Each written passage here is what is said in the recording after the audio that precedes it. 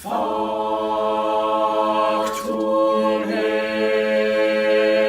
Lang's The Last Act in the Story is a set of 10 reworkings of medieval mystery plays, mainly, though not entirely, written in verse.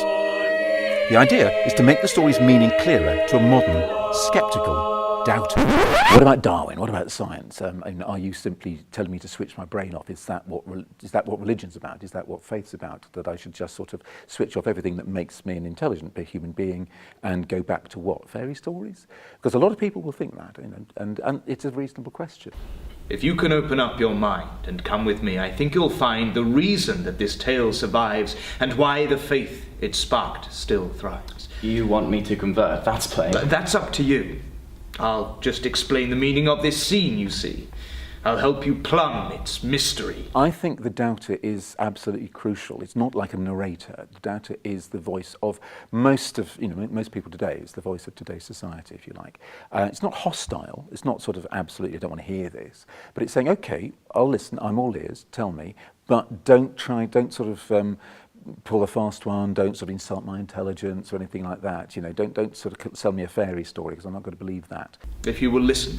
I'm all ears. Then I must first turn back the years and lead you to another clime, way back before the start of time. Before all sin or thought of sinning, we go right back to the beginning. There are two in particular which stand out. One is in the Annunciation scene, which begins in an absolutely classic, almost like a Christmas card image of the Virgin Mary and the angel Gabriel, and it's like that. And suddenly she breaks and says, only it wasn't like that.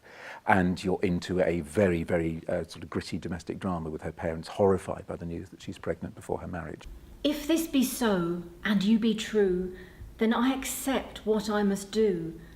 I am the handmaid of the Lord, and live to serve him as his ward. Let everything be done to me, as you have said that it shall be. Only it wasn't quite like that. Well, Mother! don't mother me! I'm thinking! Never mind thinking! Who's the father? Oh, come on, Mary, who's the father? Who's the daddy? To whom are we indebted for our imminent and somewhat premature grandchild? Brings about that sudden change, sudden realisation that the Christmas card image is only a Christmas card image, it's not reality.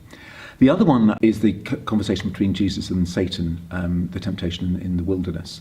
And I wanted that as in a sense, because you have a stylised character, Satan, who I wanted to bring him out of his stylised version and present him as in many ways, a very reasonable character.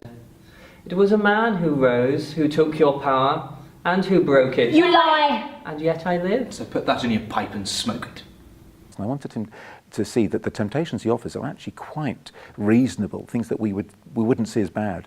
You've made your point, there's no need to keep punishing yourself. Have something to eat, you can do it. You don't have to starve yourself. Haven't you done enough? Sort of things we would say to ourselves quite easily and quite reasonably. This was written to be flexible for groups of almost any size, so you can do it with a full church community or a school community, something like that. I think you could do it with a small group of half a dozen or so, or you can bring in half the school or half the church community. For more information about Radius, visit radiusdrama.org.uk.